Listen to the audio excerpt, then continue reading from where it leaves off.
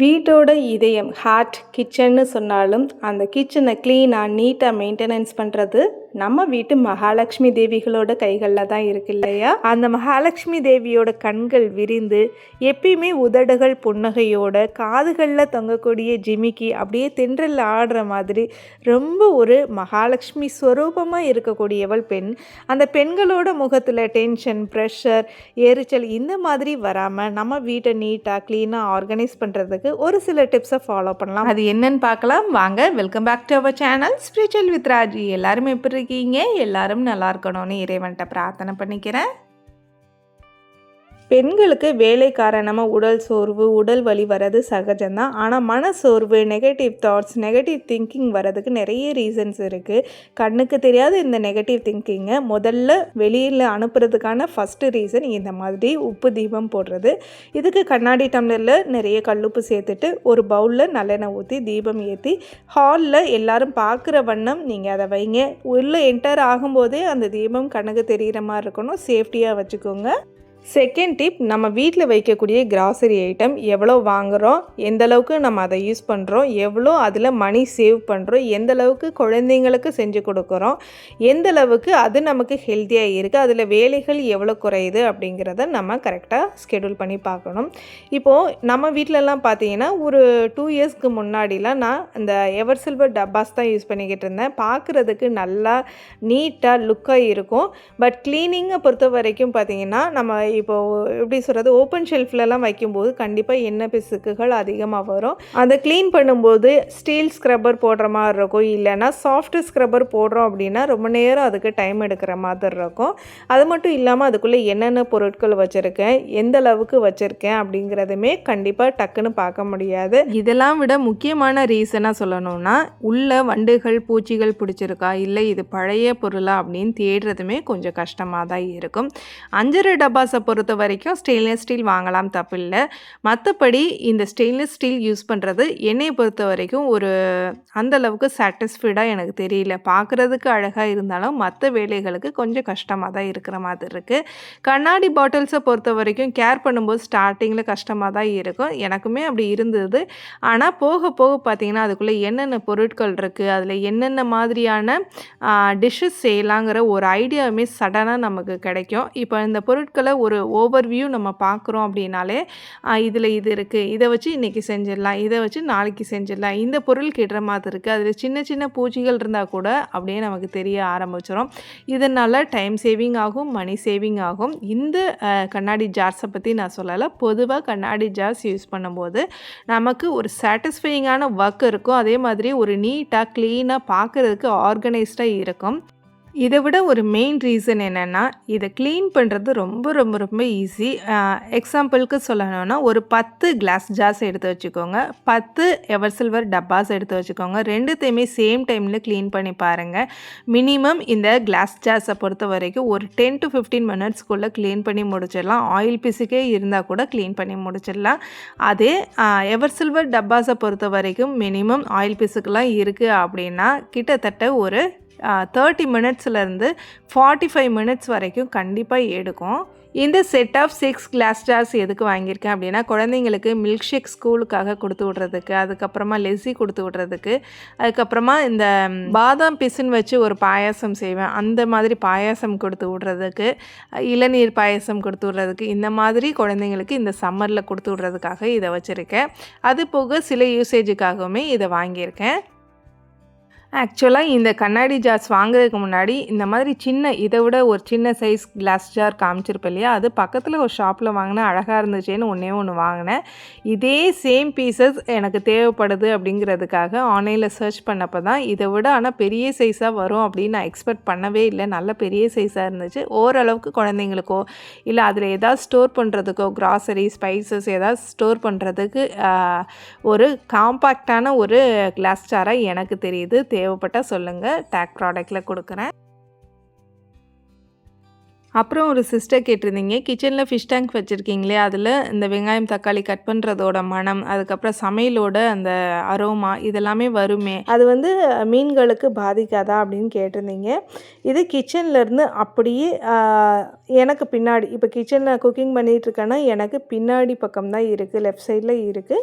அதனால் நான் வச்சுருக்கேன். இன்னொரு ரீசன், கிச்சனில் ஃபிஷ் வளர்க்குறது நல்லது. பட் நம்ம எந்த இடத்துல குக் பண்ணுறோமோ அதை ஒட்டுனாப்பில் இல்லாமல் கொஞ்சம் தள்ளி ஏதாவது ஒரு ஷெல்ஃப்லேயோ இந்த மாதிரி வச்சோம் அப்படின்னா, ஏன்னா காலையிலேருந்து இரவு வரைக்குமே நம்ம கிச்சனில் தான் இருக்கிறோம் இல்லையா, அந்த நேரத்தை நமக்கு பிடிச்ச மாதிரி செலவிடுறதுக்கு சின்ன சின்ன பிளான்ஸ், கொஞ்சம் ஃபிஷ்ஷு இந்த மாதிரி நமக்கு பிடிச்ச ஒரு சாட்டிஸ்ஃபைங்கான ஒர்க்ஸ் எல்லாமே நம்ம ட்ரை பண்ணி பார்க்கலாம்.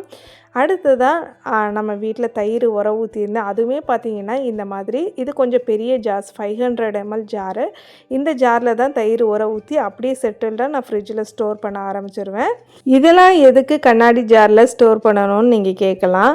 இப்போது இதில் எனக்கு 2 ரீசன் இருக்குது. ஒன்று வந்து இந்த தயிர் உர ஊற்றும் போது நல்லா திக்காக காய்ச்சிருப்போம் இல்லையா, அந்த பாத்திரம் பார்த்திங்கன்னா ஃபுல்லாகவே சைடில் லைட்டாக ஒட்டியிருக்கும். நம்ம என்ன தான் ஸ்லோவில் வச்சு காய்ச்சிருந்தாலுமே நல்லா ஸ்டிக்கியாக பிடிச்சிருக்கோம் இல்லையா.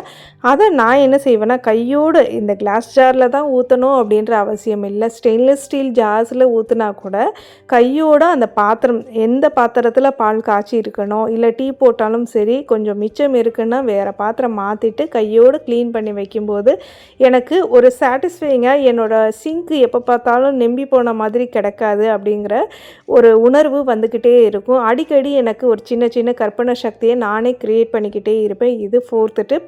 என்னென்னா, என்னோடய கிச்சன் நீட்டாக கமகமன்னு அப்படியே தூப தீபத்தோடு பார்க்குறதுக்கு நீட்டாக க்ளீனாக இருக்குது அப்படின்ற ஒரு எண்ணம். ஏன் நம்ம பூஜை ரூம் மட்டும்தான் அப்படியே கோவில் போல இருக்கணுமா என்ன, நம்ம கிச்சனும் கோவில் மாதிரி அழகாக இருக்கணும் இல்லையா. அதில் நம்ம மகாலட்சுமி தேவி மாதிரியே இருக்கிறதுல என்ன தப்பு தான் அப்படின்னு நான் என்னோடய கிச்சனை நீட்டாக வச்சுக்கிறேன்.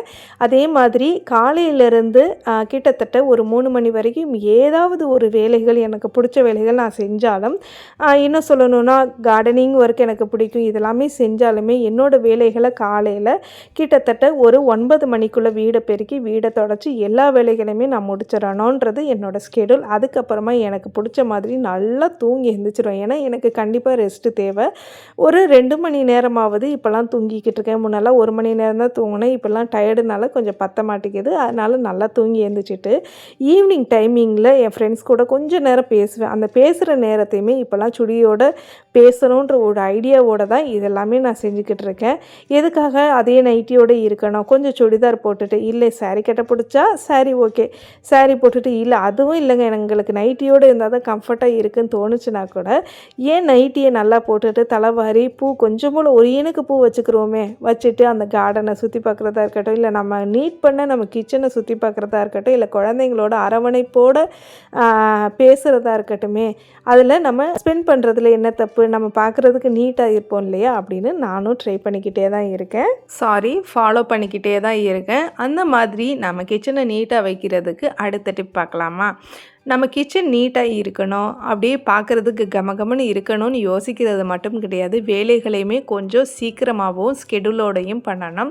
அதில் இப்போ வெங்காயம் தக்காளி நான் நறுக்கிறேன்னு வச்சுக்கோங்களேன். இப்போ நான் தக்காளி தொக்குக்காக இந்த இடத்துல வெங்காயம் தக்காளி நறுக்கிக்கிட்டு இருக்கேன். இதை ஒரு தடவை வெங்காயத்தை நறுக்கிட்டு அதை அதுக்கப்புறம் கடாயில் போட்டுட்டு மறு தடவை திருப்பி வந்து தக்காளியை நறுக்கிட்டு நம்ம வதக்குற நேரத்துலேயே இந்த வேலையை செய்யலாமேன்னு தோணும் தான். ஆனால் என்னை பொறுத்த வரைக்கும் இது நான் மோட்டிவ் ஒர்க்குன்னு தான் சொல்லுவேன். அதாவது ஒரு நோக்கமே இல்லாத வேலை, வீட்டில் தானே இருக்கோம், என்ன செஞ்சால் என்ன, எப்படி செஞ்சால் என்னன்னு இல்லாமல் நமக்கு பிடிச்ச மாதிரி மாற்றிக்கிறதுக்கு சில வழிகளை பார்க்கலாம். இப்போ இந்த தக்காளி தொக்குக்கு நான் வெங்காயம் தக்காளி கடுகு இல்லை என்ன தேவையோ, நான் கடுகு போட மாட்டேன், இஞ்சி பூண்டு பேஸ்ட்டு போடுவேன். அந்த இஞ்சி பூண்டு பேஸ்ட்டு ப்ரீ பிளானிங்காக இருக்கா, ஏற்கனவே நான் இது ப்ரீ பிளான் பண்ணிட்டேனா அப்படிங்கிறத நான் யோசிச்சுக்கிடுவேன். இது 5th டிப்.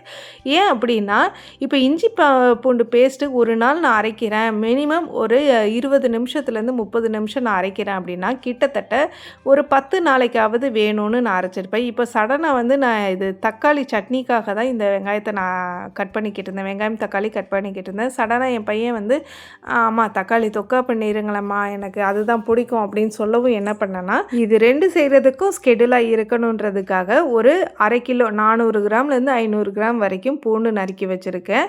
அதே மாதிரி ஒரு ஜார் ஃபுல்லாக, அதுவுமே ஒரு 1/2 kg அளவுக்கு இஞ்சி பூண்டு பேஸ்ட்டு, இஞ்சியும் பூண்டும் முன்னாடியே ப்ரீ பிளானிங்காக அரைச்சி வச்சுட்டேன். இது எதுக்காக அப்படின்னா தக்காளி தொக்குக்கும் அதே மாதிரி தக்காளி சட்னிக்கும் சின்ன டிஃப்ரென்ஸு. தக்காளி சட்னிக்கு பூண்டு போடுவோம், தக்காளி தொக்குக்கு இஞ்சி பூண்டு பேஸ்ட்டு போடுவோம் இல்லையா? நான் அப்படி தான் போடுவேன். ஒரு சிலர் கடுகு வெங்காயம் மட்டும் போடுவாங்க. நான் எப்பயுமே இஞ்சி பூண்டு பேஸ்ட்டு போட்டு ஒரு கறி ஸ்டைலில் இருக்கணுன்றதுக்காக அந்த மாதிரி ட்ரை பண்ணுவேன். அதனால் என்ன பண்ணேன்னா சடனாக இந்த வெங்காயம் தக்காளி எல்லாம் பொடி பொடியாக நறுக்கி வச்சுட்டு ஒரு பக்கமாக இஞ்சி பூண்டு பேஸ்ட்டு தான் எனக்கு ரெடியாக இருக்கேன். நான் மறுபடியும் இஞ்சி தோல் சீவி அதுக்கப்புறம் பூண்டை உரித்து இதை ஒன்றா போட்டு அரைச்சி கரண்ட் இருக்கா இல்லையான்னு யோசிக்கணுங்கிற அவசியம் இல்லை இல்லையா?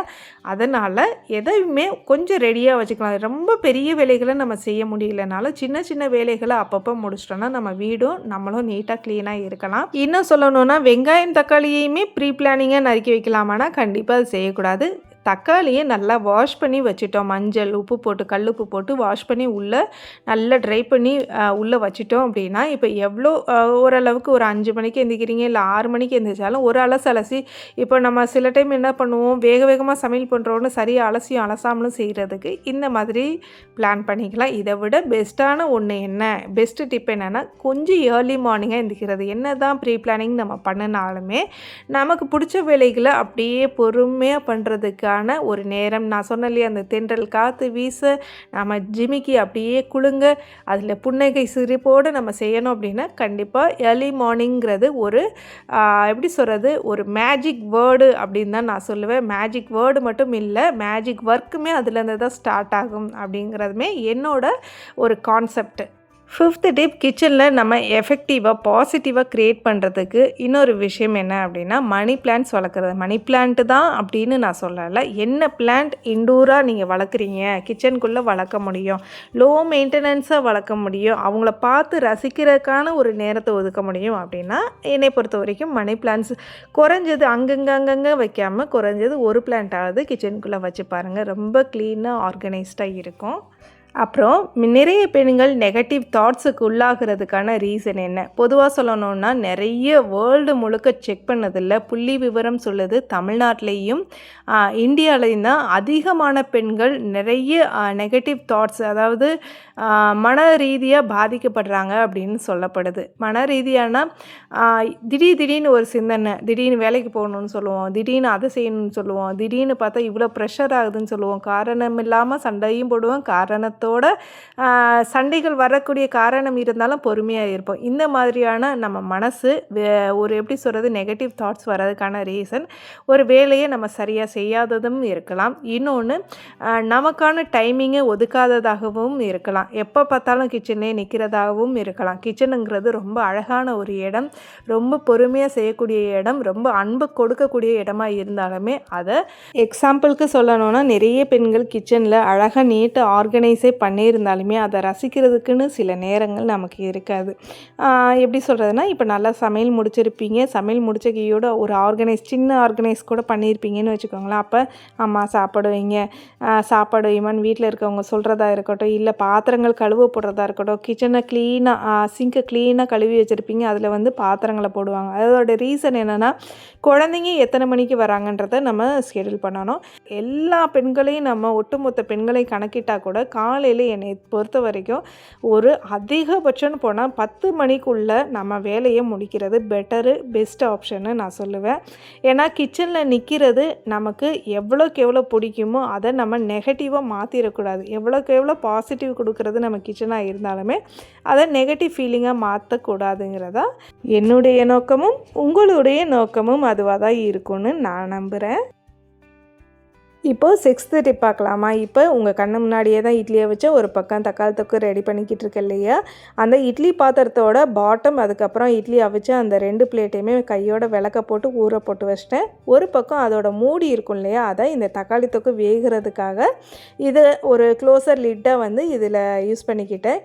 இந்த மாதிரி ஒரு சின்ன விஷயத்த நுணுக்கமாக அப்பப்போ செஞ்சிட்டோம் அப்படின்னா நமக்கு வேலைகளுமே சீக்கிரமாக முடிக்கும். இப்போது பசங்களுக்கு நான் டிஃபன் கொடுக்கணும், லஞ்ச் பாக்ஸ் ரெடி பண்ணணுன்னா நைட்டே டிஃபன் பாக்ஸை ரெடியாக வச்சுருவேன். ஒரு சில நேரம் எனக்கு டயர்டாகவே இருக்கும்போது பார்த்திங்கன்னா இந்த டிஃபன் பாக்ஸ் கழுவாதப்போ எனக்கு என்ன தோணும் தெரியுமா, அப்படியே ஒன்று பாக்டீரியாஸ் ஃபார்ம் ஆகிறதுக்கு வாய்ப்புகள் இருக்குது, இன்னொன்று காலையில் கழுவும்போது எனக்கு கையெல்லாம் ஒரு மாதிரி அந்த ஒரு உடம்பே சரியில்லாதப்போ என்ன ஆகும்னா அதில் போய் தண்ணியில் கை வச்சுக்கிட்டு சொல்லிவிட்டு நான் இந்த வேலையெல்லாம் பார்க்குறதுக்கு நாளே நான் கொஞ்சம் கையோடு அந்த ஒரு 2 டிஃபன் பாக்ஸை கழுவுறதுக்கும் 10 பாத்திரங்களை கழுவுறதுக்கும் வித்தியாசம் இருக்குது இல்லையா?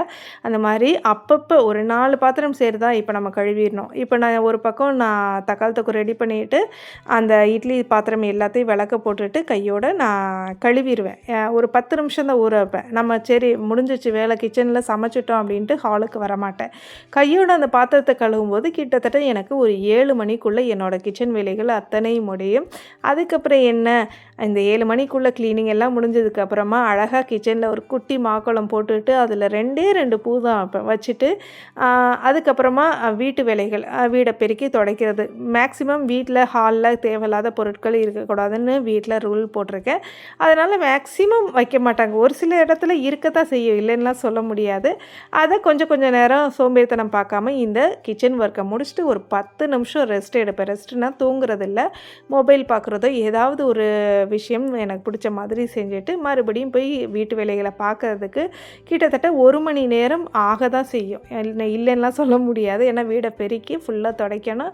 அந்த மாடியில் கீழ்ப்படிகள் இருக்கு இல்லையா, ஒரு 20 படிகளை ஃபுல்லாகவே நான் அதை தொடச்சி விடுவேன், பெருக்கி தொடச்சி விடுவேன். அப்போ எனக்கு 1 hour ஆகும். இந்த வேலைகள்லாம் நான் முடிக்கணும்னா கண்டிப்பாக ஸ்கெடியூல் பண்ணணும். ஆக மொத்தம் காலையில் 10லேருந்து 10:30 மணிக்குள்ளே என்னோடய வீட்டு வேலைகள் முடிஞ்சு கிட்டத்தட்ட 12 மணி வரைக்கும் 12:30 மணி வரைக்கும் நான் நல்லா ரெஸ்ட் எடுத்துகிட்டு மற்ற வேலைகளை ஸ்டார்ட் பண்ணுவேன். எனக்கு பிடிச்ச வேலைகளை தான் அதுக்கப்புறம் ஸ்டார்ட் பண்ணுவேன்.